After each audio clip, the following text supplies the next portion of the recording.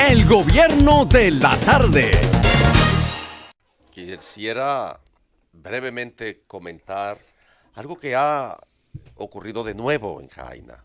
Y uno se pregunta, puesto que voy a hacer la invocación directa nuevamente del ministro de Medio Ambiente, si vale la pena recurrir al ministro de Medio Ambiente. En Jaina hubo una manifestación de pobladores del sector Paraíso de Dios, que por cierto es una referencia trágica en la historia moderna de la República Dominicana, porque Paraíso de Dios ha sido usado como emblema para los estudios negativos de mal control de las emanaciones derivadas de ácido de batería, de las baterías que producen plomo en la sangre alrededor de los sitios en que operan, y es irreversible. Montones de niños de esa comunidad, Paraíso de Dios, quedaron en situaciones muy difíciles hace ya unos años, y ese hecho se recuerda a nivel mundial y se pone como ejemplo de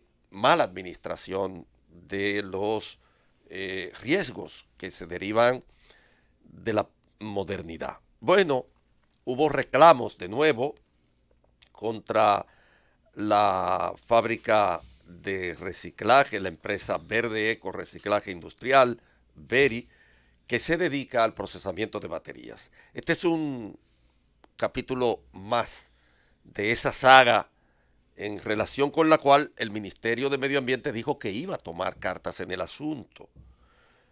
Hay un reciente estudio que revela que en esa zona hay un alto nivel de concentración de plomo. Víctor Báez, que es el presidente de la Acción Comunitaria, Fundación Acción Comunitaria, señaló que la demanda era para que las autoridades trasladen todas las empresas que elaboran con plomo a un área deshabitada y evitar de esa manera enfermedades en la población. Esa es una empresa que brega con plomo y el plomo contamina, y eso le ocasiona daños a la salud, sobre todo a los niños, que les produce enanismo y además les daña los órganos internos, porque una vez que el plomo entra al cuerpo humano, las consecuencias son irremediables porque no tienen solución. El Ministerio de Medio Ambiente no ha dado respuesta a este reclamo, que es reiterativo. Repito, ya es una saga el que haya manifestaciones alrededor de esta fábrica que se desenvuelve en la zona del sector Paraíso de Dios, que como dije al principio ya es una zona referida a nivel mundial, no por cosas buenas, sino por la tragedia que se escenificó en el área de Amor de Dios. Miren, hay un video a propósito de lo que dices, Andrés, que es de un helicóptero que sobrevuela los Haitises. Ese video me lo han enviado por varios medios de redes sociales. Y en este video lo que se evidencia es unos incendios que hay en los Haitises, en varios puntos de los Haitises. Quien nos envía el video nos dice que estos son supuestos hornos de carbón. Y cuando vemos cómo la cámara que se recoge con el helicóptero enfoca cerca de 6 o 7 puntos a distancia todos, pero quemando en cada uno, con el humo elevándose por encima de ese parque nacional, a mí me surge la pregunta de ¿a quién le importa qué está sucediendo con los haitises? Si lo podemos ver nosotros a través de un video que nos envía un aficionado, ¿no lo estarán mirando las autoridades? Alcanzo a contar 6 a 7 puntos a distancia todos, donde se ve que están quemando los árboles. Y uno se pregunta dónde está el Ministerio de Medio Ambiente. ¿Será que el Ministerio de Medio Ambiente o el ministro de Medio Ambiente se la pasa de manera permanente en otra cosa? ¿Qué pasa con los parques nacionales? ¿Qué está pasando con los haitises? Que la denuncia es de forma permanente. ¿Qué está pasando con la zona de Valle Nuevo? ¿Qué está pasando con el Parque Armando Bermúdez, que ha tenido muchas denuncias en los últimos días? En la zona de Barahona, el Parque de Bauruco, Señores, ¿cuántas denuncias más es que necesitan? No se supone que las autoridades tengan que actuar solamente por denuncia, porque tienen el bagaje, tienen la independencia para actuar de forma propia. Entonces, ¿qué pasa? Que las autoridades tienen la gente que darle la queja y aún dándole la queja no hacen nada. Bueno, aprovechando lo de medio ambiente, puesto que hemos hecho una sesión casi sobre medio ambiente, hay un interactivo de nuestro chat en vivo de la Z, Andy, que nos comunica de nuevo, que en la comunidad de Los Fríos, en los Montoncitos, esas brigadas de medio ambiente que funcionan allí no han recibido su paga durante varios meses. Nosotros hicimos un Todavía. llamado anterior, ¿te acuerdas, Yulisa? Sí, eso en San Juan de la Hicimos un Maguana, llamado anterior en Arroyo Cano. estimulándole al ministro de Medio Ambiente que le pagara su salario a estos brigadistas porque son fundamentales y es importante hacer hincapié en la preservación de recursos medioambientales en una época como esta y particularmente en medio de esta sequía. Por lo tanto, estamos recogiendo lo que Andy angustiosamente nos señala a través del chat en vivo de la Z101 para que nosotros le recordemos al ministro de Medio Ambiente que la comunidad de Los Fríos, los Montoncitos, no se ha pagado a la Brigada de Medio Ambiente durante meses y que por lo tanto, por favor, que hagan un esfuerzo para cumplir con el sagrado deber de pagar el salario. Al ministro de Medio Ambiente que haga un esfuerzo por hacer su trabajo, es increíble. Mira, la situación que acabas de relatar, Yulisa, refleja lo que siempre hemos discutido. No se le puede imputar directamente lo que pasó en los Haitises, el hecho en los Haitises al ministro de Medio Ambiente, pero es nuestra poca capacidad preventiva. O sea, cada vez que pasa algo Claro en el que medio sí, que hay que ambiente, imputárselo directamente, porque ahí No, se no. supone que tiene que haber una presencia permanente de pues las a eso autoridades. voy. Por eso dije, no se le puede imputar directamente porque no son ellos que cometen el hecho, pero sí nuestra poca capacidad preventiva. Es decir, no hay supervisión y por eso es que se manifiestan ese tipo de hechos. Ahora bien, luego de manifestado, a mí lo que me llama mucho la atención es derivar el régimen de consecuencias, como aquello que pasó con la Grancera o como aquello que pasó en Valle Nuevo. Los hechos ocurren, no tenemos denuncia, no tenemos acusación y al final de cuentas, los únicos que pierde es la población en general y el medio ambiente. Antes de irnos a la pausa, Francis, nos envían un video de un incendio que aparentemente está en proceso en este momento en Higüey, en Bávaro, detrás de Cocobongo. Si a usted le toca manejar o se encuentra por esa zona, entonces tome todas las precauciones del lugar. El gobierno de la tarde. Regresamos al gobierno de la tarde. Hay 3 personas muertas y varias heridas luego de que una jipeta se estrellara contra una vivienda en la comunidad de Pedro Sánchez en la provincia de El Ceibo. Esto ha sucedido hace 1 hora y media, cuando el conductor de la jipeta perdió el control e impactó con la vivienda que estaba construida de madera. Las versiones preliminares indican que 2 menores de edad figuran entre los heridos. Los cadáveres todavía permanecen en el lugar del accidente a la espera de la llegada de un médico legista y hasta el momento no se han identificado las víctimas ni se conoce sobre el estado del conductor del vehículo que ha quedado involucrado en el accidente. Bueno, la política dominicana, no sé qué le parecerá a ustedes, pero en determinado momento parece hasta cómica. Sí, bueno, claro. Carlos Amarante Baré Sí. le manda una carta A Leonel Fernández Sí. pidiéndole que se retire Que se retire para que Danilo no se reelija. para que Danilo no se reelija. Oiga usted. O sea, No, este es él un le país de dice- cretinos. Yo le llamo esto acupuntura política, que usted pone una Coño. agujita aquí y se sana de que por acá. Él Sí, le pero- dice que por el bien del partido, que para que el partido no se divida, entonces a Leonel que retire su precandidatura. Y por supuesto no pasó mucho tiempo sin que le respondieran. Pero Carlos ¿Qué dijo Mara- Almeida? No. Le respondió nada más y nada menos que el expresidente de la Cámara de Diputados, Núñez. Rubén Maldonado, Ujú. Y Núñez. y otra gente más. Y Núñez. Y le respondió el Rafael Núñez. Que es algo así como el relacionador público de Leonel Fernández. Rafael Núñez le dijo que porque él no le manda esa carta a Danilo. Y le dijo también que el que se debe retirar es el que no tiene autorización por la Constitución, porque se lo impide la Constitución de la República. ¿Por qué no le pide a Danilo que desista él? Él tiene que mandarle esa carta a Danilo. diciéndole que la Constitución de la República le prohíbe a él reelegirse. Lionel no tiene impedimento. Vaya, ese es un razonamiento que parece increíble, porque además en este país todas las cosas ocurren así. Ocurren como si las normativas y las leyes no existieran. Por ejemplo, ¿cómo es posible, digamos, que un dirigente empresarial como esa figura de, ¿cómo es que se llama? Campo de Moya. Campo de Moya. De Campito de Moya.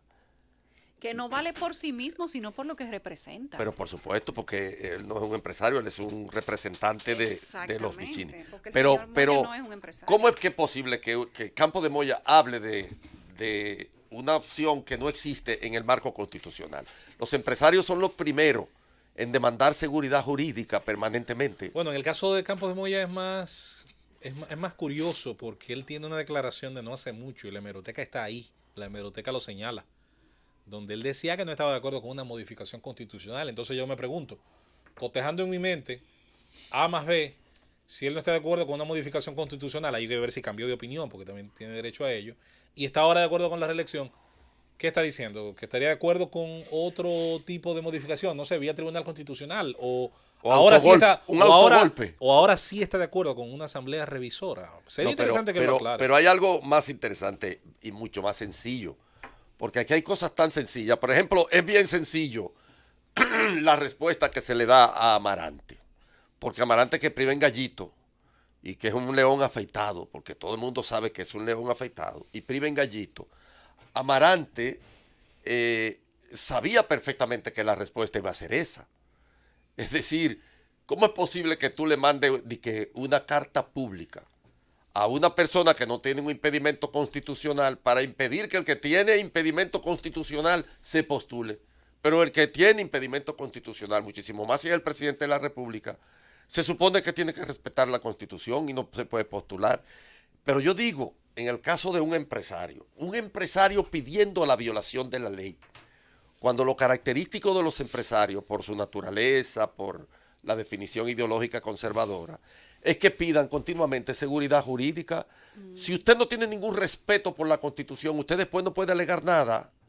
No puede alegar nada en lo que respecta a las posibilidades que tiene el país, el pueblo, digamos, de, en algún caso, violar la Constitución para imponer finalmente en este país un régimen de convivencia por lo menos decente. Miren, Campo Usted no de tiene Moya. ningún derecho después, si usted exhorta a la ciudadanía a violar la Constitución. No me venga hablando después de seguridad jurídica ni de nada de eso, que eso es lo que más demandan los empresarios, seguridad jurídica y esto y lo otro. Y respeto a las leyes y a la Constitución. Lo que sí ha etcétera. sido importante, pienso, es que no todo el mundo empresarial está representado en Campos de Moya. Claro. Hay que decir que esa es una ventaja. Campos de Moya, más allá de que, como muy bien dice Yulisa, uno evoca otras figuras de poder económico detrás de él, es importante escuchar a otros ámbitos del empresariado, de cualquier calado, tener opiniones contrarias, y qué bueno.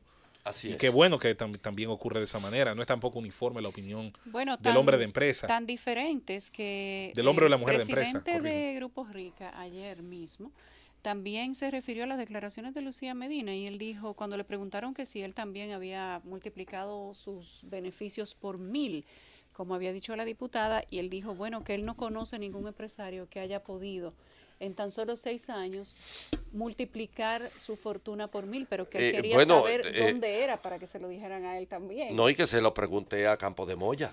Campos de Moya debe saber también los que han multiplicado su fortuna por 1000, porque ella lo dijo y él respondió en representación de lo que dijo ella. Pero mira, tan solo y tan temprano como en agosto del 2018, ¿hace cuánto? Septiembre, octubre, noviembre, diciembre, enero, febrero y marzo, hace 8 meses.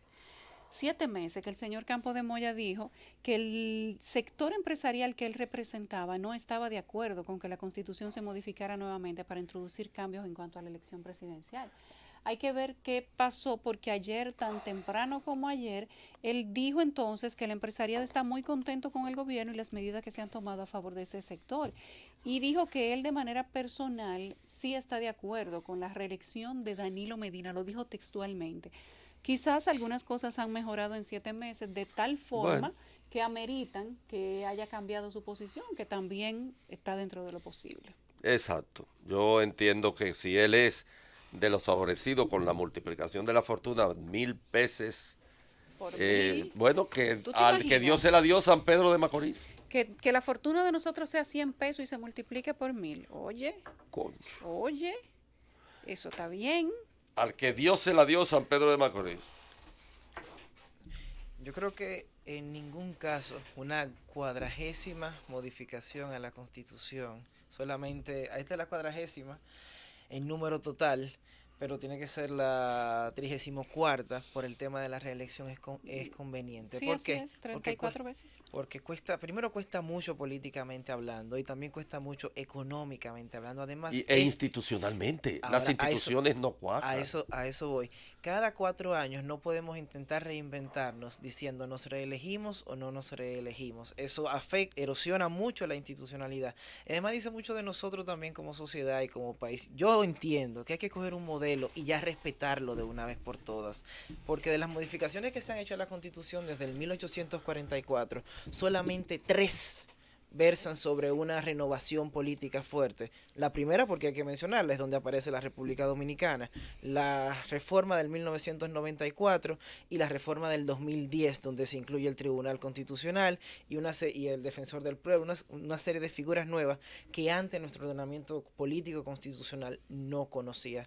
A eso también hay que agregar que esta reelección del presidente Medina, o la hipótesis de la reelección del presidente Medina, no es como ninguna de las otras, por lo siguiente.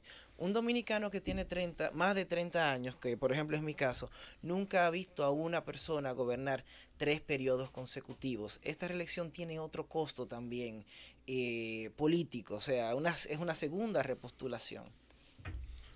Bueno, una segunda repostulación después de un mandato constitucional que ya se tenía, pero el presidente Danilo Medina no es el único. Andrés hacía ayer un análisis al detalle de cómo nosotros habíamos pasado por una historia reeleccionista de prácticamente todos los que quisieron convertirse en caudillos y cuál había sido el resultado de todas esas modificaciones constitucionales. Lo que llama la atención aquí es que se modifique la Constitución tantas veces y que no se actualice la Constitución, que solamente vayamos al artículo que tiene que ver con la elección presidencial y que los demás artículos que deberían en algún momento también modernizarse, porque la Constitución de cada país es eso, es la ley, su carta magna, su documento más fuerte y de más respeto, donde están las reglas más grandes, como debe de regirse un país, y que esas reglas no se revisen en su totalidad y que solamente vayamos a un artículo específico simplemente para beneficiar a una persona u otra. En este caso, todavía el presidente no ha dicho si quiere o no reelegirse, sin embargo, ese es el tema del momento.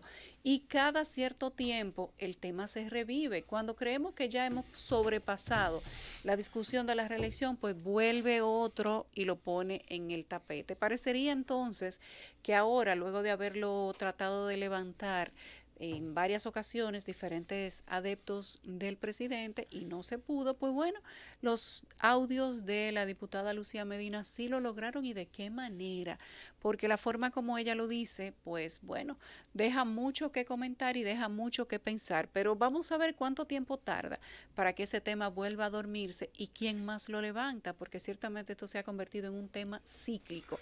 Lo que parece que sí no va a ser cíclico, Andrés, es el ataque que hay entre un grupo y el otro. Los precandidatos, a los que tú le tienes un nombre ahí bastante cómico, le ha dado por pedirle debate a el presidente Fernández. Todos los precandidatos atacan a una sola persona. Ya no me falta ninguno, creo que los he visto a todos. Enfilarle los cañones a Leonel Fernández, sin embargo ninguno de ellos habla de la reelección, ninguno de ellos habla de una nueva modificación constitucional, es como si ese fuera un tema tabú, al que ninguno quiere meterle el pico, y es increíble que todos hablen de hacer mejores gobiernos, pero no habla ninguno de respetar la Constitución. Todos quieren entrarle al enemigo común, pero nadie habla de lo que podría significar para el país una nueva modificación constitucional. Evidentemente que esto tiene un significado, todos ellos están ahí como los pichones esperando la bendición del presidente Medina y cual pájaro que alimenta su nido, todos ahí con el pico abierto esperando a ver a quién Danilo Medina le va a endosar su popularidad y su maquinaria. El gobierno de la tarde. Regresamos al gobierno de la tarde. Hay un informe que se ha publicado hoy, 20 de marzo, que se celebra el Día Internacional de la Felicidad, que habla de que República Dominicana es el tercer país más infeliz de América Latina y el Caribe. Para los dominicanos llega esta mala noticia de ser uno de los países más infelices de América Latina, según el World Happiness Report 2018, que por cierto para el año pasado nosotros aparecíamos entre los países más felices del mundo. No sé qué ha cambiado de allá a aquí. Este es el 7º informe desde el Congreso de las Naciones Unidas con el nombre Bienestar y Felicidad, definiendo un nuevo paradigma económico que se hizo en abril, o comenzó en abril del año 2012. Según ese reporte, Europa ha ido aumentando sus niveles de felicidad, en especial el occidente europeo, que llega a casi 7 puntos de 10. El centro y este europeo también ha ido subiendo, sobrepasando los 6 puntos. En el caso del continente americano, Norteamérica ha reducido, bajando de 7.5 en el 2008 a 7.0, al igual que América Latina y el Caribe, que ha ido bajando de 6.8 desde el 2013 hasta casi 6.0. Sin embargo, los continentes más infelices siguen siendo Asia y África, que se encuentran entre 4 y 5.5. Yo desconozco. República Dominicana. Perdón, sí, continúa. República Dominicana se encuentra en el puesto 77 de 156, siendo el 1 el más infeliz y el 156 el menos. Sin embargo, regionalmente está en el lugar 17 de 19, solo por encima de Venezuela, que está en el 18, y Haití, que está en el 19. Este informe toma en cuenta el Producto Interno Bruto de las naciones, el apoyo social, la esperanza de vida, la libertad para tomar decisiones de vida, generosidad, la percepción de la corrupción y la distopia, que es la sociedad injusta, indeseable o peligrosa, y además revisa y mide los niveles de inequidad de los continentes. Me parece interesantísimo, escúchame Eduardo, que mencione los estándares que toma en cuenta. Mencionó la distopía, que es maravilloso, que un informe incluso use ese silogismo, esa figura, como un estándar. Yo iba a decir que sin conocer los aspectos que tomaba en cuenta para llegar a conclusiones, yo tengo muy claro, por lo menos en el mío, en mi estándar de lo que es felicidad, exacto, que donde las personas son felices nadie se va. La migración es, por lo tanto, un excelente termómetro para entender si un proyecto de nación, si un proyecto de sociedad y su dibujo, su Estado de Derecho, sus garantías y todo eso que cubre al individuo en defensa de sus libertades, en defensa de lo que quiere ser sin afectar a terceros más que positivamente. La migración es un excelente termómetro. Nadie se va de donde está feliz y nadie va allí a donde entiende que será menos feliz que donde estaba, salvo situaciones muy particulares. En ese sentido, yo creo que eso, si bien puede abarcar muchas cosas, yo creo que de alguna manera se parece, es una visión paralela a lo que ese informe dice. Bueno, mira, hay un detalle. Yo respeto mucho los baremos que utilizan para medir la felicidad, pero parece más que hablan de bienestar, por la carga subjetiva natural que tiene la felicidad. La felicidad para un estoico jamás será lo mismo que para un hedonista, eso hay que tenerlo claro. Y en el tema de la relación estado-felicidad, si usted se va a la filosofía aristotélica, por ejemplo, la búsqueda de la felicidad era uno de los fines mismos del hombre. De hecho, la Declaración de Independencia de los Estados Unidos, hay un momento que dice, todos los seres son dotados todos los seres son dotados de los mismos derechos por su creador, entre los cuales se encuentra la búsqueda de la felicidad. Y fíjate que dice la búsqueda, no la garantía de la felicidad. No garantía. La Constitución norteamericana es de las pocas constituciones del mundo que tiene el derecho a la felicidad. Y de hecho, la función del Estado para mí debería de ser esa, acompañarnos en esa búsqueda, en ese progreso. Y eso es lo que se encuentra detrás del fundamento del artículo. Hay algo 7. que tú mencionas que entiendo no es una antinomia. Si bien la felicidad para un estoico no es lo mismo que para un hedonista. No, pero yo quiero decir algo. Es posible que una sociedad que garantice para uno de los dos extremos una serie de derechos, de deberes, probablemente lo garantice para el otro. Cito un ejemplo. Los estados escandinavos que uno suele citar como ejemplos de gran desarrollo social.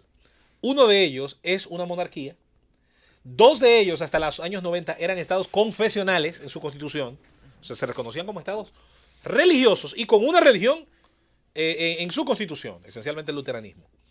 Y sin embargo, eran sociedades que le brindaban al no creyente y le brindaron todo el tiempo al no creyente, al ateo, al agnóstico, por Dios, hasta la iglesia satánica que tienen, le brindaba la posibilidad de tener su culto o no culto en libertad. Sí. Es decir, hay un valor fundacional por encima de que la Constitución dijera que fuera un Estado confesional. Es que precisamente esa es la función del Estado. El Estado no me puede imponer una religión o no me puede imponer una idea política. Lo que tiene que hacer es crear las condiciones para que yo profese la religión que a mí me dé la gana o pertenezca o siga la idea política que a mí me parezca. La comparación que yo hacía entre estoico y hedonista era precisamente eso, que la idea subjetiva de felicidad no necesariamente va relacionada a la idea estatal de felicidad. Bueno, no, porque Eso es. el estoico renuncia a los satisfactores materiales, al Sí. placer, y es una nirvana, es una especie de nirvana. Y en cambio el hedonista, su placer es Disfrutar de todo. disfrutar de Exacto. todo. Son elementos contrapuestos. Pero yo quiero decir algo por la referencia que hace Eduardo al mundo griego. En el mundo griego el concepto de felicidad no existía como tal, no era importante. ¿Por qué? Porque la sociedad griega era una sociedad de equilibrio. Si tú lees, por ejemplo, la propuesta que hace Platón en la República, O ética nicómaco de Aristóteles. o la ética exactamente, la ética. Tú vas a encontrar la felicidad en que cada quien cumpla el papel que en el orden de la organización social le es asignado. Porque lo que importa es el equilibrio. Si usted cae en ibris, si se cae en ibris en la sociedad griega, usted pierde entonces todo el sentido de la existencia global. Un solo sujeto en ibris en el mundo griego es como que tú le quites una tuerquita a un reloj, una sola de las 800 piezas que tiene un reloj. Si le quita una, el reloj se para. En el mundo griego, por eso la tragedia tiene tanto sentido y tantas lecturas, todas derivadas hacia la conformación de la conformidad que la organización social como tal te ofrece y de que tú cumplas el papel que en el seno de esa organización social tú tienes. Por eso las divisiones asignadas a la condición humana. Si tú eres un hombre que naciste siendo un hombre de cobre, bueno, tú morirás siendo un hombre de cobre y en ese ámbito es que tú tienes que ser feliz. Solo en ese ámbito. Si tú eres un hombre de plata, tú vas a ser un hombre feliz en el ámbito de los hombres de plata y cumpliendo el papel que en el marco de esa teoría, que es la teoría del equilibrio, porque era una sociedad para el equilibrio, tú lo vas a cumplir. Sí, una sociedad donde cada uno era portador de su rol y no podía romper las expectativas que se No, asociaban a no, ese y el rol. que se salía de ellas, obviamente que tenía, por supuesto, Yo- la reprimenda de tipo social. Yo a título personal entiendo, claro, y ahí vamos a entrar en la discusión de las ideologías, obviamente, que todas las sociedades van a tener una serie de matices propios de su contexto, de cómo se construyeron, ¿verdad? Pero las sociedades que han triunfado, las que llamamos primer mundo, las que entendemos tienen condiciones ejemplares, sean estas de prosperidad que tiene que existir, porque decía Eduardo que, ok, esos estándares que mencionaba Yulisa se refieren más al bienestar, pero no puede haber en condiciones normales felicidad sin ese bienestar, aun cuando haya un grupo, y mencionaste muy bien al estoicismo, que puede decir, bueno, no, sin ninguna vinculación a lo material yo puedo ser feliz levitando Mira. y consumiendo la luz solar y la energía divina. Perfecto, por eso Bueno, es usted. pero no Pero eso es usted. exactamente, Yo porque el estoicismo es precisamente esa filosofía que piensa que el único bien es la virtud y que el único mal es el vicio. Y el hedonismo es exactamente lo contrario. O sea, fíjate que son dos extremos. Pero cuando nosotros hablamos de manejar o de poner en una balanza qué es la felicidad para los pueblos, yo creo Para que mí es va la libertad. claro, va mucho más allá, porque tú tienes que considerar qué tan libre es una sociedad, qué tan autónoma e independiente es una sociedad y son sus ciudadanos. ¿Cuál es el número uno de ese top que tú leíste, Yulisa? Porque yo tengo claro, Europa.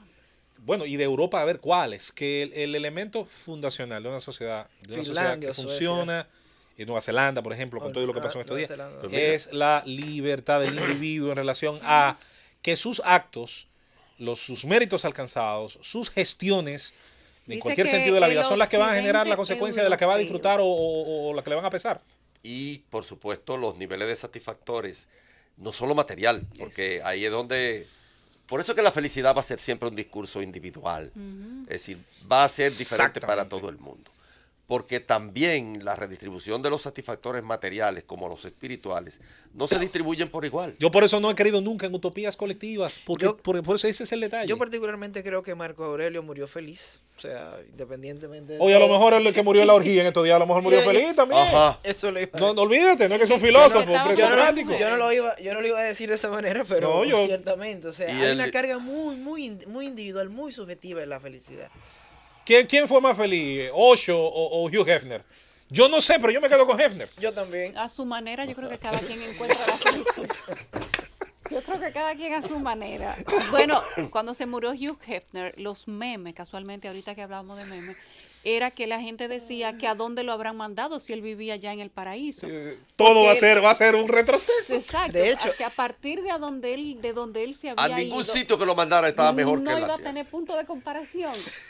Mira, y la vida que llevaba Hefner sí es un relativo inclusive religioso para la felicidad. En el Islam, una de las promesas de la Son las próxima vida uris. son las 7 vírgenes. Y las 7 uris. Pero la vida de Hugh Hefner te decía a ti que ciertamente a pesar de que él estaba rodeado de todo este glamour terrenal y de toda esta manifestación sexual, probablemente él no era feliz porque lo cambiaba todos ¿Y los qué días. tal si nos vamos a otro extremo, por ejemplo? Un calvinista, no bebía alcohol, pero rico, O un como puritano. Salomón, John D. Rockefeller. Ah, Rockefeller, a diferencia, por ejemplo, de Carnegie, el otro gran millonario rival suyo en la Dale. época. Ah, no, ese- No, ese era es el de los es el del libros. libro, Es el de los libros. es el del libro. Ese Dale Carnegie. Ese del Dale Carnegie, Carnegie. el que tú dices el financista. El del que fundó US Steel, el que fundó la acerera más grande del ya. mundo, que fue durante un tiempo el hombre más rico de Estados Unidos. Él y Rockefeller estaban siempre en el pleito cruzado. Tienes razón, el de las Y- finanzas es Carlyle. Y Carnegie es el que funda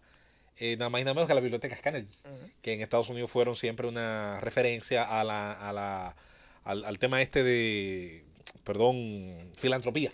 Sin duda que ahí hay otro punto para tú analizar cuál sería el pie donde se empinaba la variación o el concepto de felicidad para el señor Carnegie. Pero si tú te vas al otro extremo, vámonos al extremo, a Gandhi. Bueno, Sí, ¿por sí, qué? sí, Porque Vámonos a Gandhi. también depende de la Que filosofía. hablando de estoicismo, de la hay que filosofía que mencionar tú a Gandhi. arropes. Claro. Por ejemplo, qué sé yo, las ideas a partir de las cuales la felicidad consiste en renunciar al deseo. Exacto. Pongamos por caso. Es una... Donde el bien es la virtud, en el caso de Entonces, Gandhi. ¿qué yo creo? Que la idea es que ninguno de los dos modelos se le imponga a nadie, No. sino que la sociedad genere espacio, Ser feliz es no desear. espacio por de ejemplo. libertad. La igualdad O tiene no que ser ante la ley. necesitar, Andrés. Ser feliz. O el estoico que vivía feliz en un tanque. O Diógenes en el barril. Mira, En el barril. Que Metía- Alejandro Magno le dijo, dime, ¿qué tú quieres? Yo, que te quite del medio, que el sol que me me está, da- que el sol me está dando. Que me deje tranquilo en mi tanque. Ser- y ahí mira, yo soy feliz. Ser feliz es tener las condiciones para hacerlo. O sea, aunque suene repetitivo, o sea, es yo tener las condiciones para expresarme, para manifestarme. Libertad, igualdad. Es verdad que De ahí- Chespirito puso al chavo en un barril pensando en Diógenes. Él Eso era muy dijo él. culto, ¿eh? Es cultísimo. Era Era un cultísimo. tipo Era un hombre con- muy culto. Y además es un gran actor. ¿No ve que lo de Chespirito Chespirito era es Shakespeare. porque él encarnaba muchos personajes chesperianos en determinado momento? Y hay que ver los textos, porque a veces muchas cosas que se dicen chistosamente son muy serias. Oh, pero claro. Y él lo sabe hacer. No Eso todo el es mundo así. lo sabe Igual que hacer. Cantinflas. Era como Kino.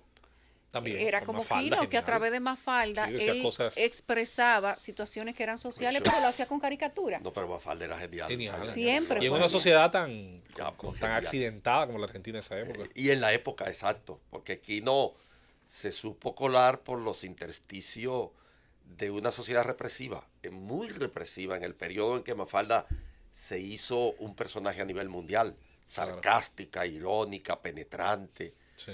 resumidora, porque donde lo de Mafalda encanta es en que surge de pronto lo inesperado Sí, sí, sí, sí. en la respuesta. Y el uso del lenguaje, Ya, el porque- uso que le daba la palabra, con pocas palabras decía muchas cosas y todo el mundo le entendía. Es así.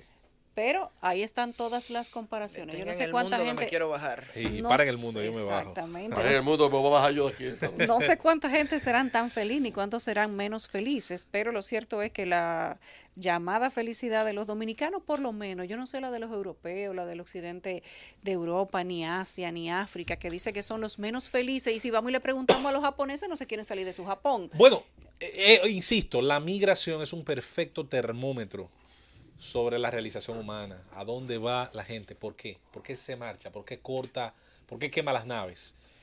Dice mucho, sobre todo en el siglo XXI y desde el siglo XX, bueno, yo diría que la sociedad post-revolución industrial y con todos estos procesos que hemos atravesado, la migración y el turismo, dicen mucho realmente de dónde la gente se siente bien y qué necesita para sentirse bien. Pero vamos a esperar que el tiempo pase para que la gente siga reflexionando qué tan feliz está en República Dominicana. El gobierno de la tarde. Regresamos al gobierno de la tarde. Hoy se fija la fecha según el tribunal para conocer el juicio preliminar del caso de Junior Ramírez. Esto lo hace el cuarto juzgado de la instrucción del Distrito Nacional, que fijó ya para el 8 de abril de este año en curso la audiencia preliminar del caso. Se dice, según la jueza, que también dispuso que los fiscales entreguen a las partes en el proceso todos los elementos de prueba recolectados durante la investigación para que puedan comparecer en igualdad de condiciones a la audiencia. Recientemente, recuerden, ya la semana pasada que el Ministerio Público depositó la formal acusación en contra de 9 imputados, 6 de ellos por el asesinato del abogado Ramírez, pero determinó que el exdirector de la ONCE, el señor Manuel Rivas, no estuvo implicado en la muerte. La Fiscalía sí determinó la implicación de Rivas en los delitos de asociación de malhechores, soborno, crímenes de corrupción, fraude contra el Estado, corrupción en proceso de duplicidad de pago, al igual que proceso de urgencia, y esto es violentar los procesos de licitación, y asociación de malhechores para cometer prevaricación, desfalco y estafa en perjuicio del Estado. Eso es todo. Medio código le asignaron al señor Rivas, sin embargo, no el delito de conspiración, ni autoría intelectual, ni vinculación al asesinato del abogado Junior Ramírez, cosa que ha refutado la familia del asesinado y ha pedido no la revisión, sino que ha sometido otro tipo de querella diciendo que ellos sí entienden que el señor Manuel Rivas tuvo que ver con el asesinato de Dios Ramírez. En tanto que en el caso del señor Faustino Rosario Díaz, que era el exdirector financiero, un militar, expresó que se le imputan los crímenes de asociación de malhechores, corrupción por fraude en proceso de selección de compras directas y sin contratos, duplicidad de pagos al igual que en procesos de urgencia y enriquecimiento ilícito derivado de actividades de corrupción, entre ellos delitos. Entre todos esos cargos yo no veo ahí 2 años de prisión, honestamente, lo mismo que para el señor Manuel Rivas. Mientras que el señor Eddie Rafael Santana Zorrilla, que es el empresario al que supuestamente, según el expediente del Ministerio Público, bueno, el primer expediente de acusación con el que se conoció la medida de coerción, y lo que también dijeran algunos de los imputados, era el que se encargaba o el que dio el dinero que Argenis Contreras iba a llevarle al abogado Ramírez, que primero supuestamente le dieron $1 millón y después cuando le iban a dar el otro, bueno, pues ahí fue que lo asesinaron. También es esta persona la que se abroga la responsabilidad de utilizar sus talleres para llevar autobuses que supuestamente en documentos eran arreglados varias ocasiones, una detrás de la otra, sin que los autobuses estuvieran realmente dañados. Ese es un caso bastante común, al menos cuando se habla de corrupción, pero a este solamente le imputan soborno, violentar disposiciones de la ley sobre el soborno en el comercio y la inversión en detrimento del Estado, más nada.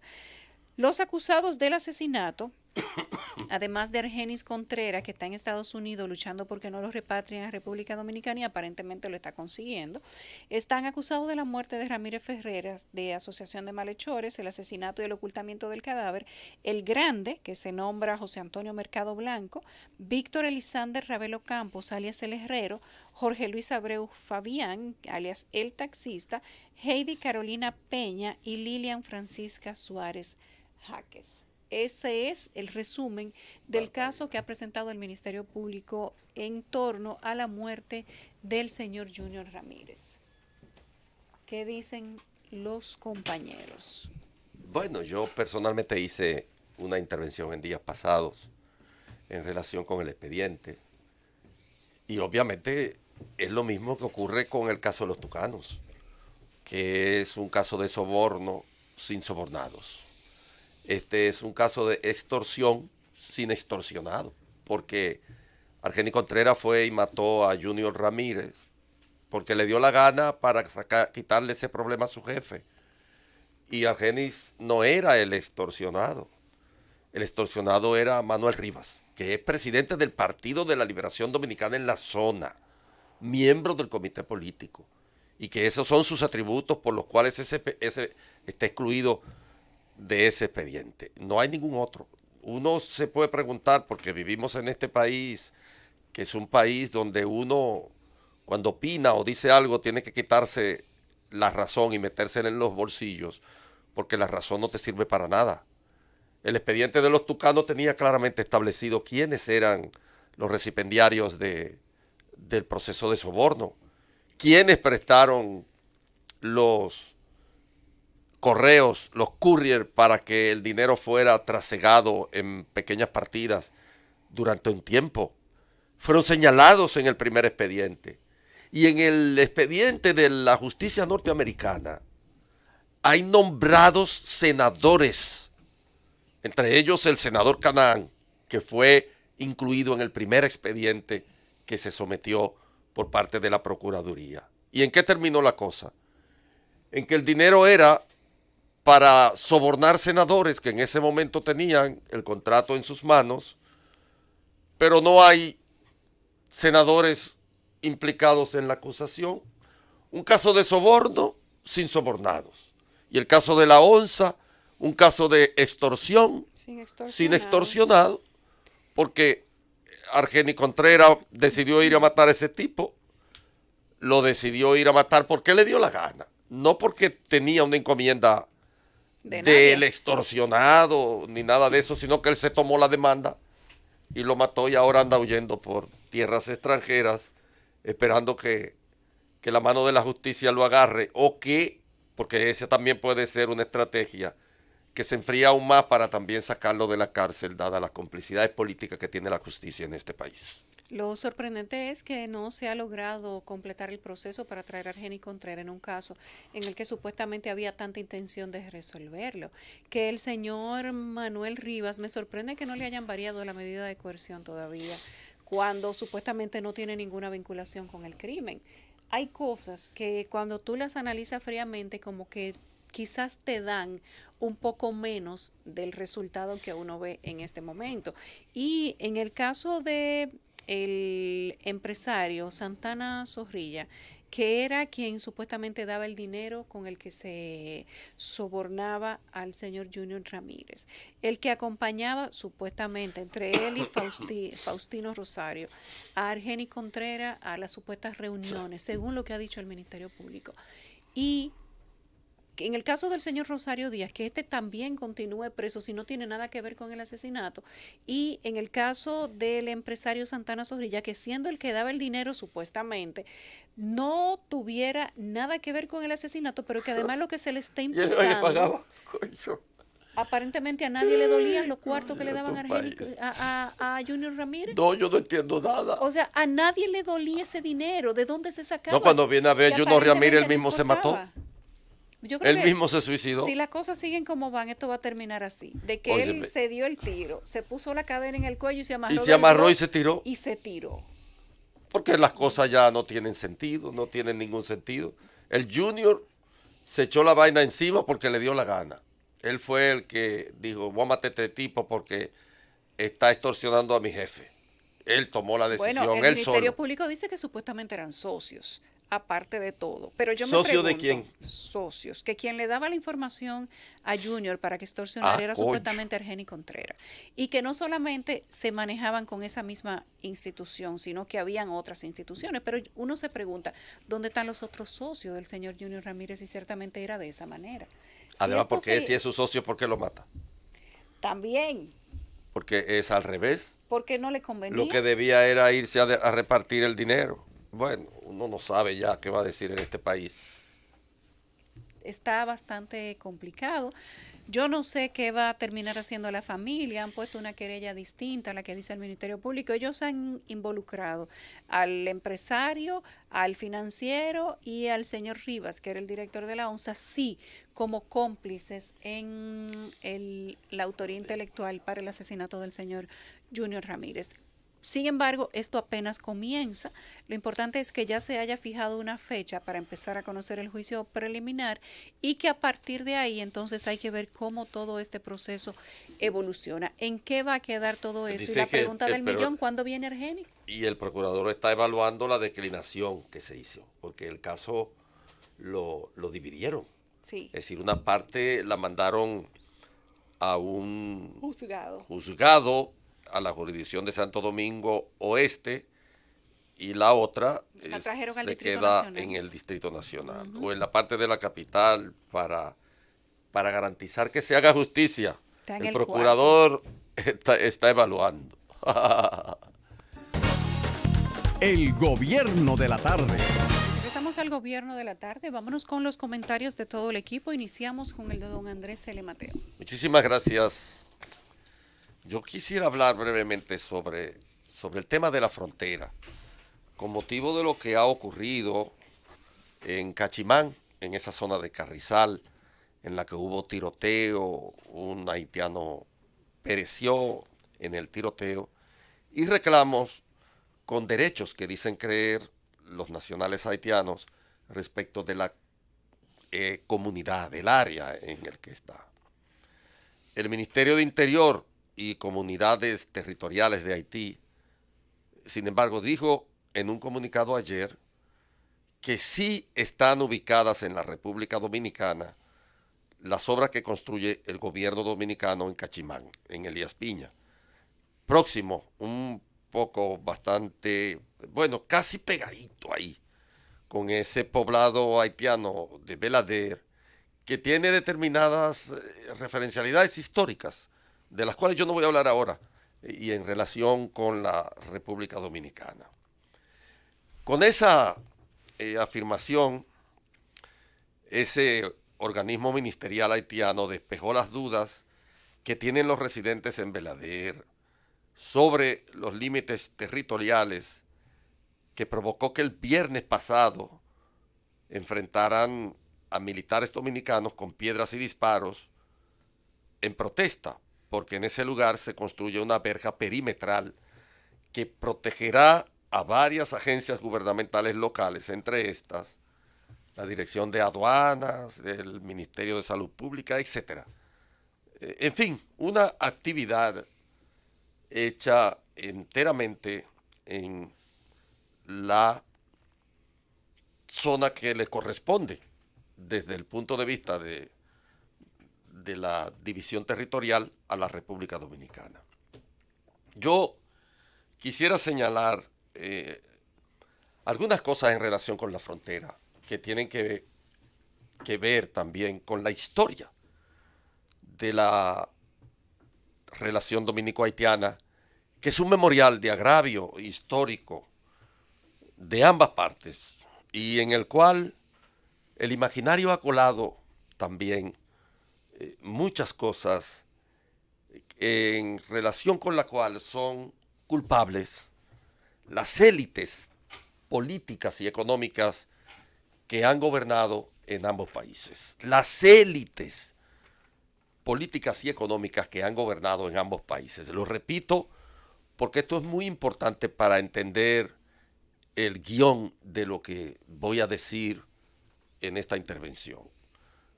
Los dominicanos y los haitianos, con respecto a la frontera,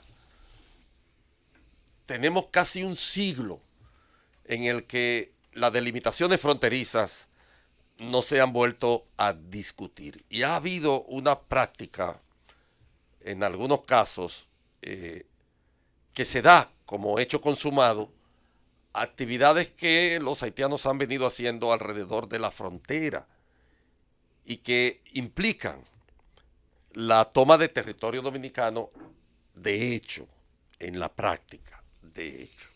Lo contrario ha ocurrido muy poco, es decir, que los dominicanos tomen territorio haitiano, pero es muy importante establecer cuál es la fecha de la última delimitación fronteriza que tuvo la República Dominicana respecto de Haití.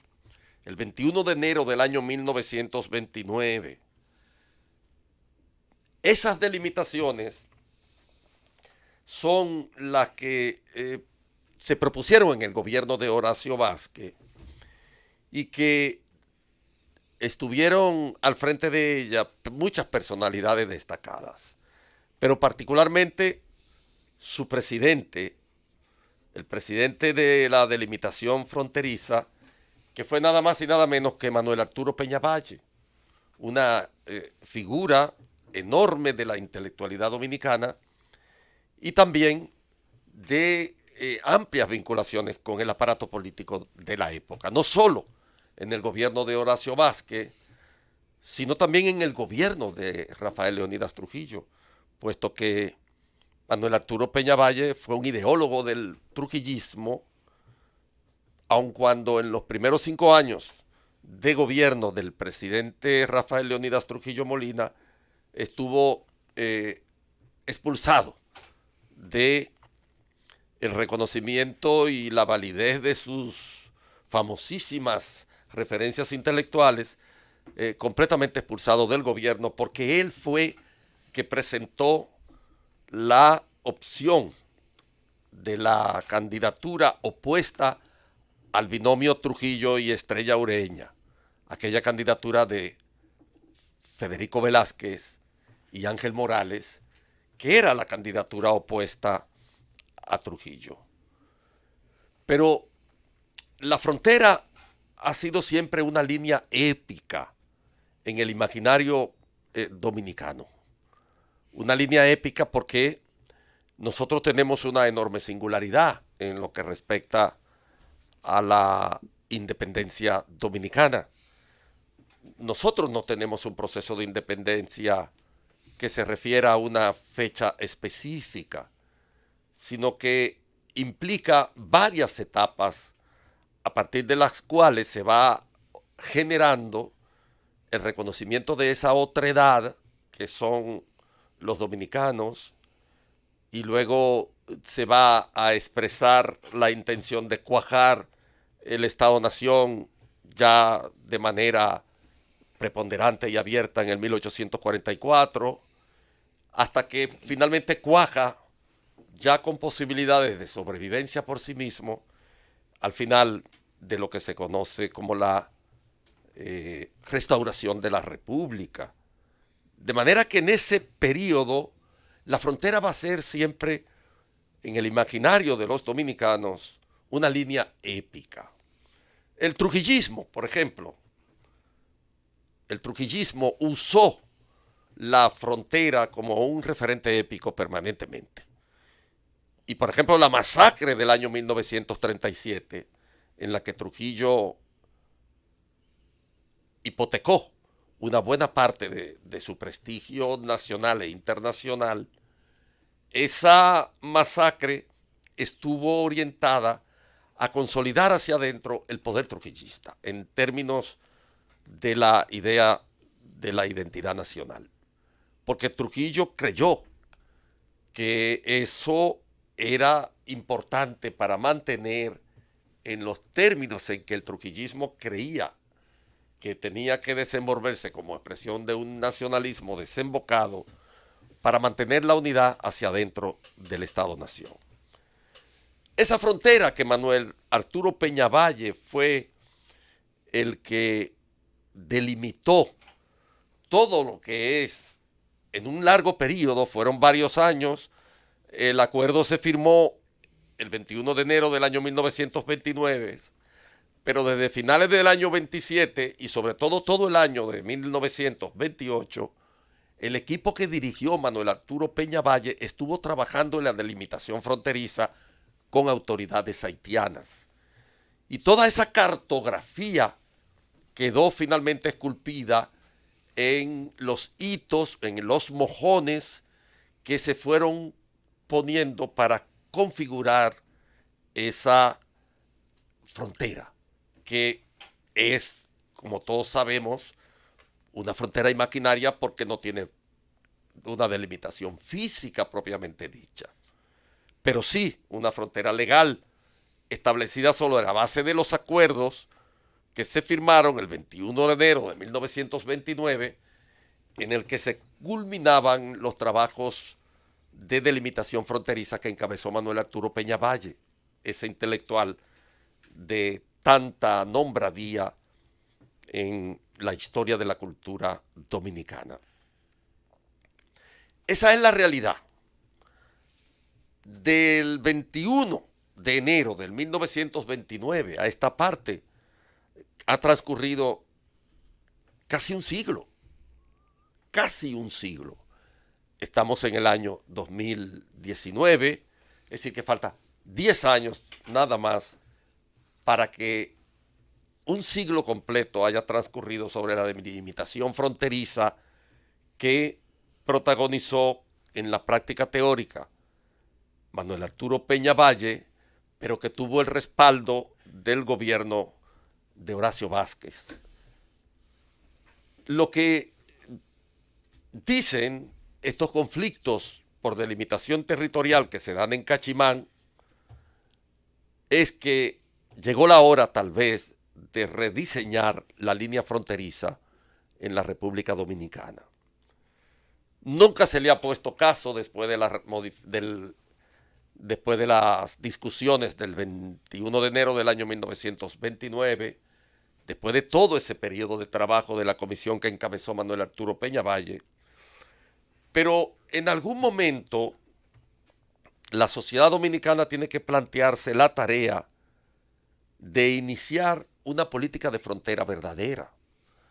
En la sociedad dominicana no existe, aunque tengamos una muy buena voluntad, las condiciones para recibir de manera indiscriminada una inmigración cuyo peso económico no puede soportar un país con una infraestructura productiva y con una riqueza nacional bastante menguada, bastante pequeña, como para poder soportar la embestida de una inmigración de esa magnitud.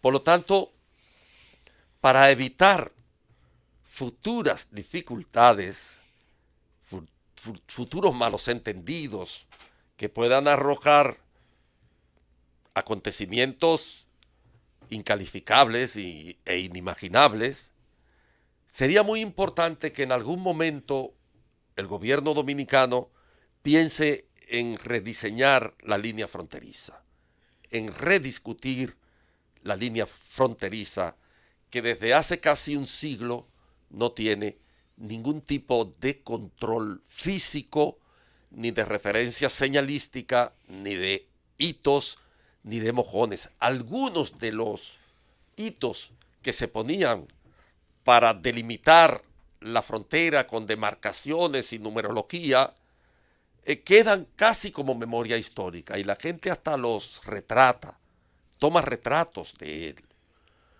Pero es importante que estos existan y es importante que formen parte de toda una política de frontera, que es lo que no ha ocurrido en la sociedad dominicana nunca. Porque por una u otra razón y en virtud de los intereses de las élites políticas y económicas, la frontera ha sido siempre una línea épica para los dominicanos y para los sectores poderosos la posibilidad de grandes negocios de todo tipo. Por eso el abandono de la línea fronteriza. Por eso el desentenderse de las necesidades de rediseñar una línea fronteriza establecida sobre la base de delimitaciones concretas y específicas y a partir de acuerdos que superen lo que se discutió desde el año 27 hasta el año 28 y que se firmó en el año 29 y que evite lo que desgraciadamente ocurrió en el año de 1937. El gobierno de la tarde. Son las 4:27 y el gobierno de la tarde. Hay disturbios en las inmediaciones del Parque del Este porque los jóvenes lavacarros de esta zona protestan este mediodía contra la disposición de las autoridades de prohibir el servicio de lavado de vehículos debido a la sequía que afecta el país en los últimos meses. Los manifestantes han reaccionado incendiando neumáticos y enfrentando a pedradas a los agentes policiales que acudieron a controlar la situación. La Alcaldía de Santo Domingo Este realiza desde inicio de semana un amplio operativo contra los lavaderos improvisados de vehículos, donde han incautado tinaco, máquinas, lavadoras, tanques y cubetas como una forma de contribuir a prevenir el desperdicio de agua. Sin embargo, uno de los jóvenes que lava vehículos en el lugar dijo que ellos no consumen agua de la que suministra la CAS, sino que la compran a unos camiones particulares. Me Así consta que la está compran a los situación. camiones, por lo menos la he visto cuando los camiones les sirven el agua, eso es lo primero. Lo segundo, ahora descubre el alcalde de Santo Domingo Este que hay despilfarro de agua como cultura. Vaya, Pero lo descubrieron ahora, parece. impresionante. Y tercero, la sequía es un ciclo natural, como el Para ciclo la lluvioso. cual el gobierno tiene que preparar. Y para la cual el Estado Dominicano en general, con todos sus gobiernos, ha cometido el terrible mal que le aqueja de no darle continuidad a sus políticas, la construcción de presas, embalses, contraembalses, canales de riego, acequias. Fue una política que siempre se interrumpió, por razones que ahora no vale la pena retomar, porque no acabaríamos hoy. Durante los 12 años de Balaguer fue una parte importante de esa política de obras públicas, las retomaron los gobiernos del PRD, de las presas pequeñas, el proyecto Isura, que siempre he dicho en eso transformó una parte de la fisonomía agrícola de esa región. Pero la continuidad del Estado, ¿dónde está? Que todavía hoy tengamos engavetados por ahí 8 o 9 proyectos de presas y que para revivir la de Montegrande tuvo que pasar de todo. Y miren lo que ha costado terminar la presa Me Montegrande. escriben aquí, Leo Erasme, de que la operación Lavallato Dominicana. Ah, sí, la vallata, el lavacarro. No, pero por Dios. Miren, hay uno de los jóvenes que encapuchado, porque los que están tirando piedras están encapuchados, que le ha hecho un llamado al presidente de la República. Dice, señor mijo. presidente, con el respeto que usted merece, haga algo por los lavadores del Parque del Este. La juventud está recogida, tranquila, y usted puede pasar para que vea. Aquí no se atraca, no se roba, no se hace lo mal hecho. Aquí también hay padres Es de más, familia. le voy a agregar algo. Muchos muchachos que han tenido en algún momento un proyecto de vida bastante descarriado, para decirlo en buen dominicano. Una de las formas de aquietarse ha sido meterse a trabajar ahí. Eso no tiene ningún sentido. Tanto el deporte como el trabajo Oh, pero son ven las acá, mi actividades hermano. que alejan a los muchachos jóvenes de las drogas y de la delincuencia. Pero una pregunta, ¿ellos compran el agua para brindar su oferta de trabajo? O sea, como Sí, sí, sí. personas- Bueno, por lo menos yo he visto los camiones, insisto, no sé si todos lo hacen, porque podrá haber alguno que la cogerá de Eso. otro lado, pero he visto cuando Pero los si la camiones van a- compran, esa es su materia eso- prima. Exactamente, o sea, no Obviamente. se lo pueden quitar. o Ojo, sea. y ese es su Obviamente. costo directo. A que no pero- se meten con ningún lavacarro de que tiene blow, varilla y cemento. Te apuesto lo que tú quieras. Eso no van y lo cierran, ¿no? Ni las bombas que tienen su lavadero de carro ahí mismo y que tú vas y lo haces express. A que no le van a cualquier vaciar la hora. piscina a nadie en Lucerna. Que Lucerna, ponlo más para acá. No, como es de San Ponlo Domingo más pa' Este. acá, ponlo más para acá, porque el operativo se está haciendo en varios puntos de la capital. Se dijo dentro de las normas que estaba publicando, las que estaban publicando las autoridades, ese era uno, el cierre de los lavaderos de vehículos. Le estaban haciendo el llamado a Además, los ¿a qué le llaman ciudadanos improvisado? Ellos están ahí siempre. de racionalizar el uso del agua, pero aparentemente comenzaron por ahí. Tenemos un video que nos envió un aficionado hace un momento donde se ven miembros, aparecen del ejército, corriendo con armas en las manos por las inmediaciones de aquí mismo donde estamos notificando del Parque del Este. Ellos corren y se escuchan tiros. Ahí yo no veo piedras, ahí lo que se escuchan son tiros, disparos de armas de fuego en contra de los policías. Y en este momento, hablando de sequía, hay un fuego que afecta Cabeza de Toro. Esta es una información en proceso y esperamos que las autoridades, bueno, pues ya vayan en auxilio. La imagen que estamos recibiendo es una imagen que se Esa es la que está tomó cerca de la laguna, ¿no? desde una playa y el fuego parece que está muy, muy cerca de la playa de Cabeza de Toro. Ojalá que se estén tomando las medidas correspondientes en este momento. Tenemos 2 incendios aparentemente en las últimas 2 horas. Cabeza de Toro e Higüey, la plaza donde está Cocobongo. Bueno, Nada fácil. así andan las cosas. Vámonos con el comentario de José Luis Mendoza, que le hemos tomado unos minutos, así que habrá que darle una adenda. Bueno, vamos a iniciar diciendo que la provincia de Peravia no descansa de los temas del narco. Se decomisaron 191 libras de marihuana. Se desmanteló supuestamente un gran centro de distribución. Había 72 pacas de marihuana. Es una cantidad importante, sobre todo para hacer ese tipo de estupefaciente. Por ahí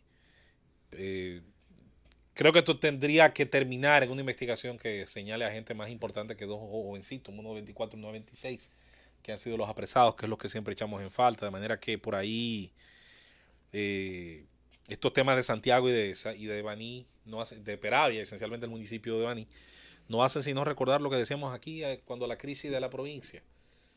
Hemos mirado para otro lado y se nos ha olvidado del enorme mercado de consumo que hay en la República Dominicana. Grande, grande. Y en medio de esa dialéctica, la discusión sobre la despenalización, hay gente que le horroriza, pero es más necesaria que nunca.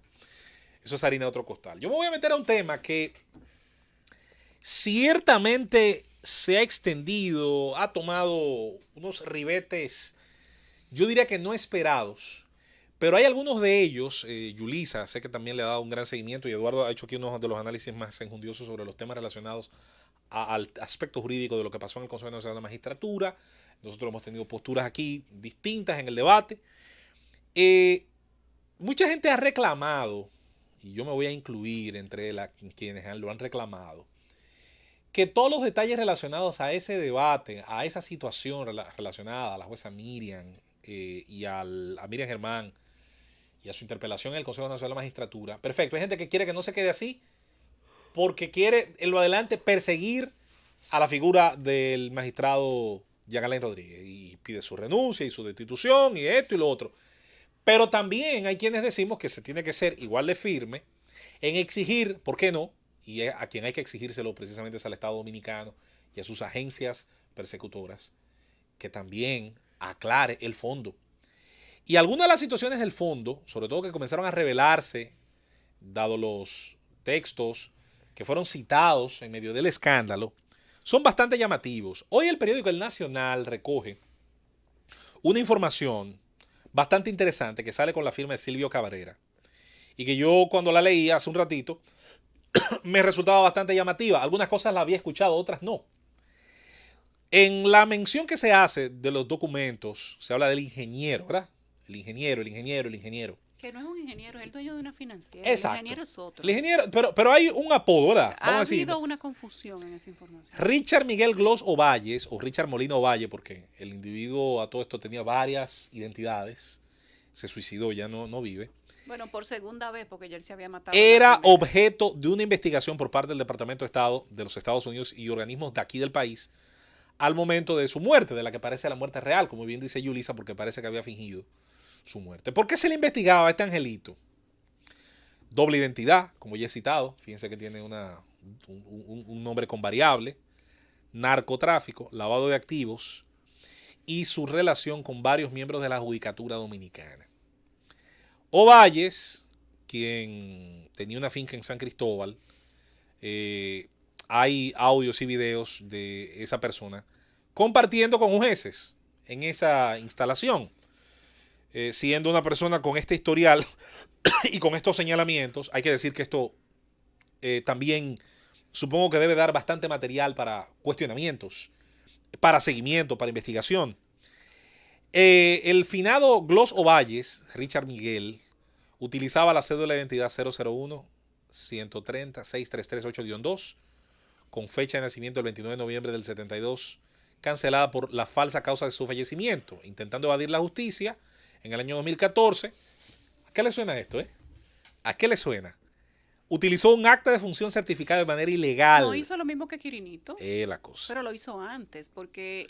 Lo que no fue tan célebre en su momento. No fue tan célebre porque aparentemente encontró quien lo cobijara. Quien lo cobijara. Lo que hizo Quirinito y lo que hizo este señor aparentemente no es nada raro en el sistema judicial. Ahora, él lo que encontró fue quienes le garantizaran la impunidad. Sin duda.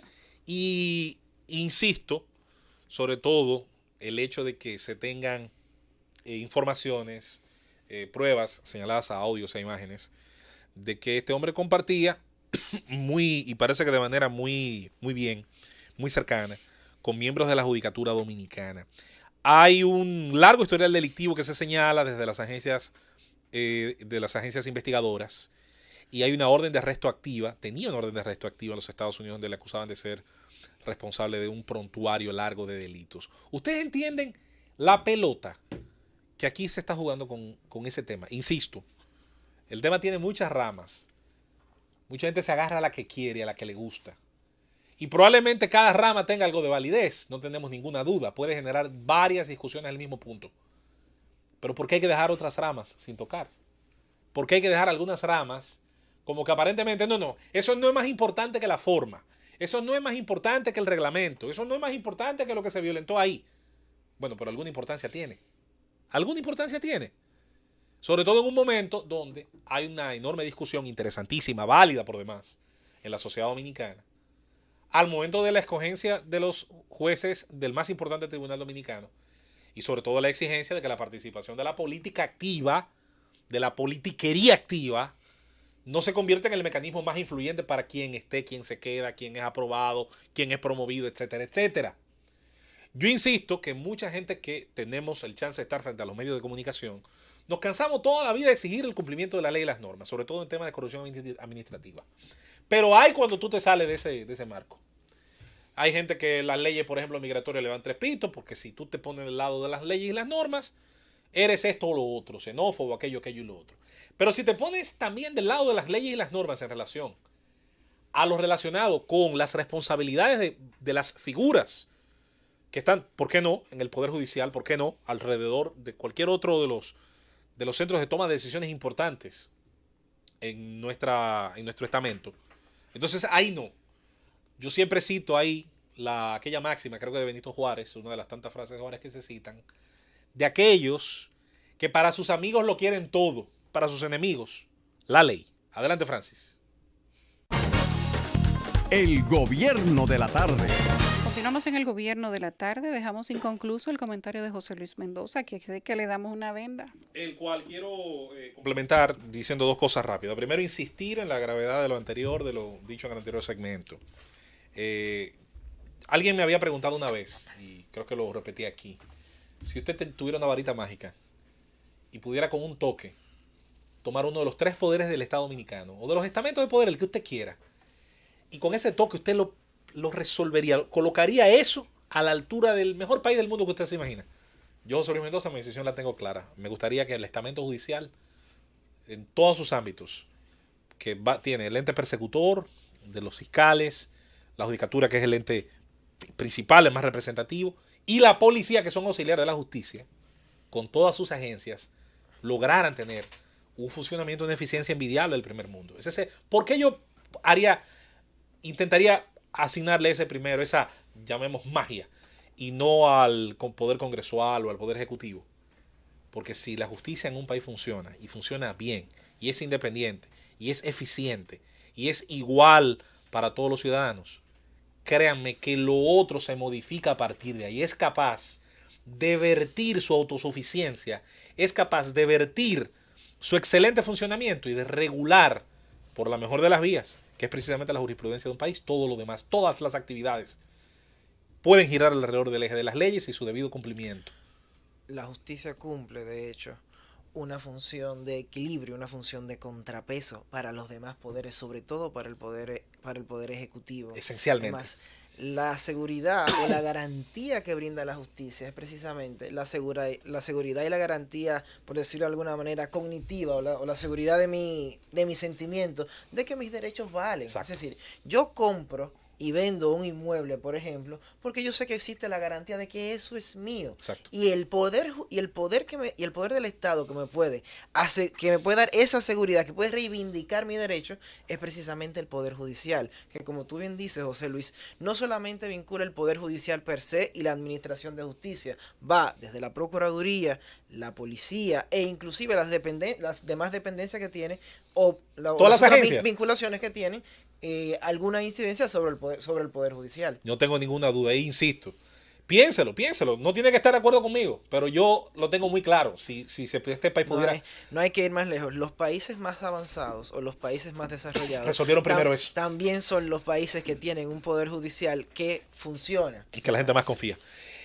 Por lo tanto, la judicatura, hay que insistir, tiene que estar expuesta, tiene que ser auditable, tiene que ser a veces un ejercicio incluso descarnado, como lo es en otros países, la elección de sus más importantes autoridades. Y que quede claro que cada rama que sale de ese tema, de esa polémica interminable de estas últimas semanas, tiene una importancia. Entonces, me parece que todas deben llegar hasta las últimas consecuencias. Por último, para pasar con Eduardo, que tiene su comentario, parecería que hoy es el día, y qué bueno, porque la denuncia es uno de los primeros ejercicios ciudadanos.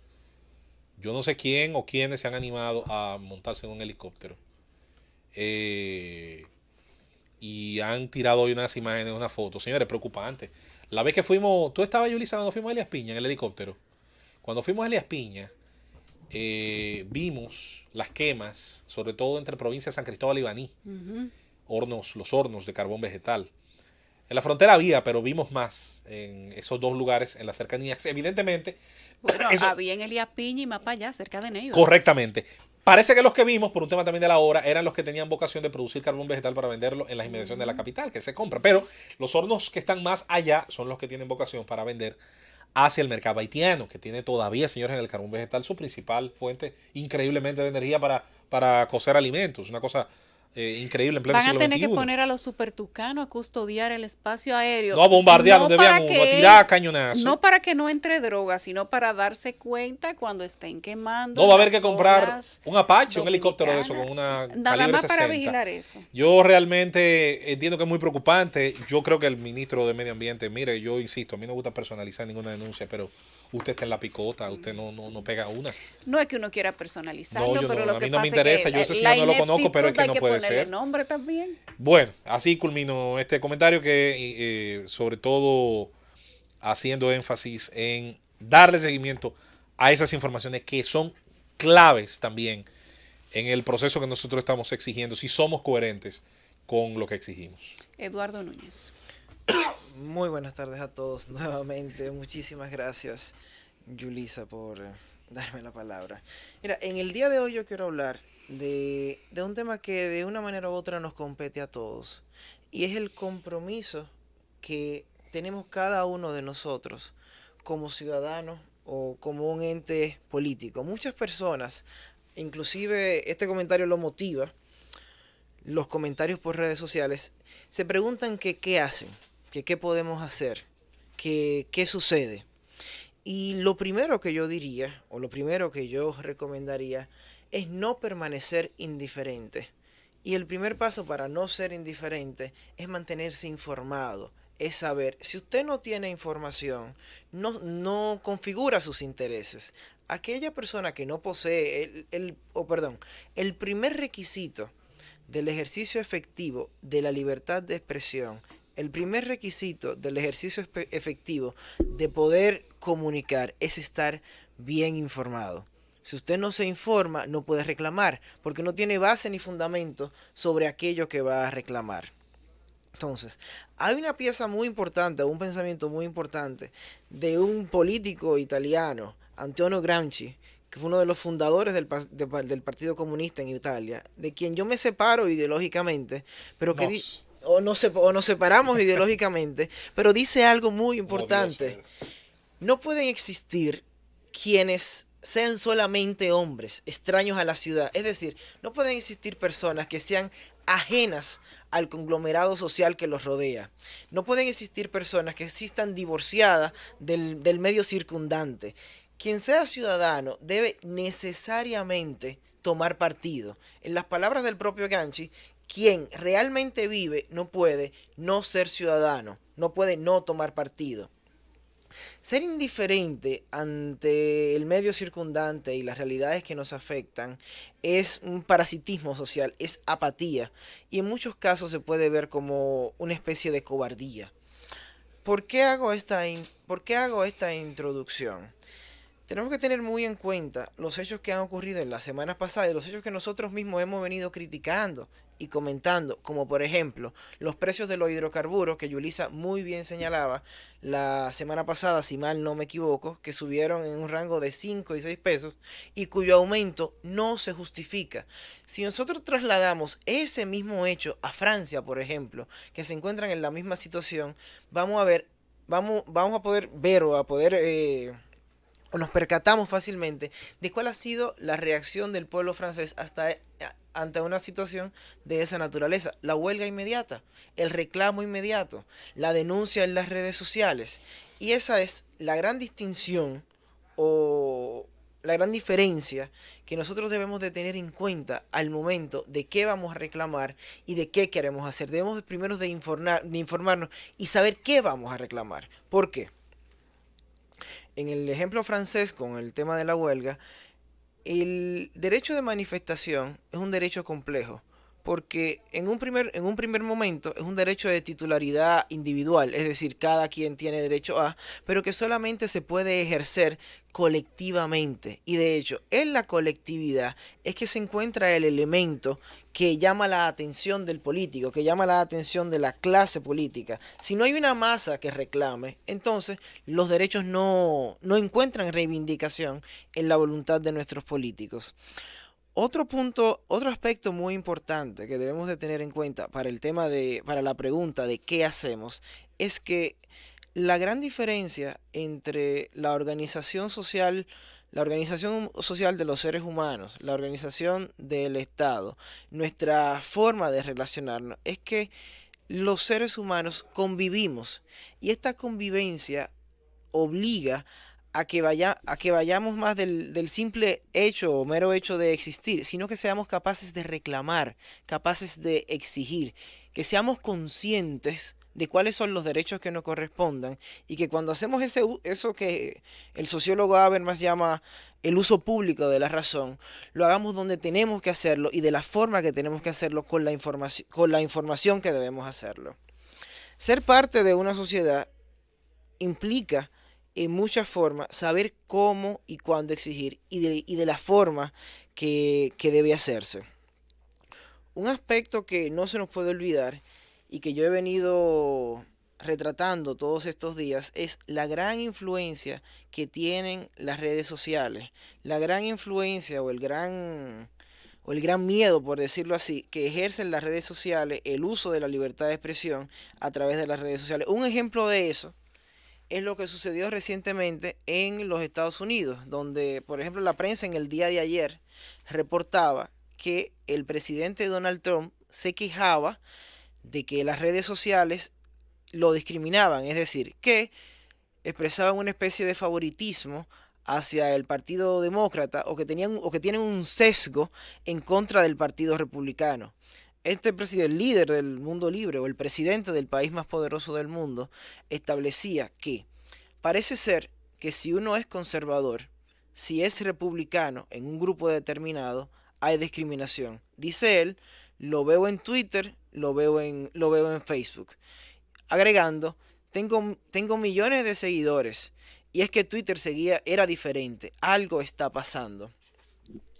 A esa gran pregunta que nos ponen a nosotros de qué hacer, la respuesta válida y una de las principales respuestas que se puede dar en el marco del Estado de Derecho es hacer uso de esa libertad de expresión, la denuncia constante. Las denuncias llegan, a las denuncias le hacen caso. De hecho, el síntoma que se ve en la ley de régimen electoral de aumentar las penas de la difamación o la creación de un observatorio de redes sociales es precisamente eso, el temor, o mejor dicho, la escucha a los reclamos que hace un pueblo. Para terminar, quiero dar un ejemplo de cómo deben de funcionar o de cómo funciona la lógica de los derechos. La democracia no se construye de un día para otro. La democracia se construye poco a poco, reclamo a reclamo, exigencia tras exigencia. Un ejemplo muy claro para nosotros. Desde la fundación de la República, el principio de igualdad se encuentra en nuestra Constitución, pero no es sino hasta el 1942 que las mujeres pueden ejercer en igualdad de condiciones el derecho del voto, igual que como lo hace el hombre. Además de eso, un ejemplo todavía más pronunciado es el que nos brinda los Estados Unidos con las personas de color. La idea de igualdad se encuentra en el ordenamiento jurídico, en el ordenamiento más bien político de los Estados Unidos, desde la Declaración de Independencia, pero no es sino hasta la década de 1960 donde un hombre negro, puede ocupar el mismo espacio en un autobús que un hombre blanco. ¿Qué quiere decir estas cosas? ¿Qué quiere decir esto, perdón? La democracia toma tiempo. La democracia necesita amigos. Y la democracia es un compromiso de todos.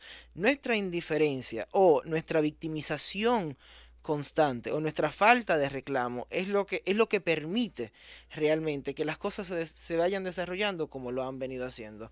Francis. El gobierno de la tarde.